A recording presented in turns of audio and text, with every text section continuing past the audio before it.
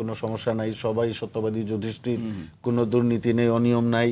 ধরেন রাস্তায় গাড়ি দেখলে আপনি একপাশে সরে যাচ্ছেন যে আপনি যান, এরকম পরিস্থিতি তৈরি হতে সময় লাগবে।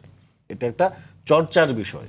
আপনি হুট করে সবাইকে যদি বলেন যে কালকে থেকে কেউ মিথ্যা বলবা না, তাহলে তো মুশকিল না। কিন্তু এনসিপি বা জামাত মানে এখন আমি শেষ করছি, নির্বাচনী ইশতেহার মানা না মানার যে অভিযোগগুলো করছে সেই অভিযোগগুলোকে কিভাবে দেখেন? না, এটা তো বিএনপি নির্বাচনী ইশতেহার মানছে কি মানছে না? বিএনপি নির্বাচনী ইশতেহার মানছে বলেই তো হেলথ কার্ড নিয়ে কাজ করছে, আপনার ফার্মার্স কার্ড নিয়ে কাজ করছে, আপনার জনগণের অর্থনৈতিক উন্নয়নের জন্য। কিন্তু রাজনৈতিক তাদের মূল জায়গাটা হচ্ছে রাজনৈতিক এইটাই অঙ্গীকার তো মানছে না। বলছিলাম, ওনারা যে সংসদে কথা বলেন, ধরেন সমালোচনা, উনি বলল সমালোচনা করা যাবে না, অবশ্যই সমালোচনা করা যাবে।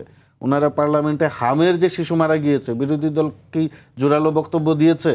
এর দায়ভার কার? এটা দিয়ে খোঁজ করতে বলছে নো, দিবে না। জ্বালানি তেলের ক্রাইসিস হয়েছে, যখন আমরা যে লাইন ধরে তেল পেতাম না, তখন কি দেখেছেন যে বিরোধী দল কোনো কার্যকর কথা বলেছে বা সক্রিয় ভূমিকা পালন করেছে? তারাও এটা চেয়ে চেয়ে দেখেছে। তারা হচ্ছে যে রাজনৈতিক যে কুতর্ক করার যে অভ্যাস, আমি যেটা বলছি আওয়ামী লীগ থেকে তারা ইনহেরিট করেছে, এইখান থেকে বের হতে পারছে না। ফাইনালি আমি যেটা শেষ করব যে আপনি যে সংস্কৃতি পরিবর্তন হচ্ছে কি হচ্ছে না, এটা আপনি বুঝবেন তারেক রহমানের লিডারশিপ, কার্যক্রম, নেতৃত্ব দেখে।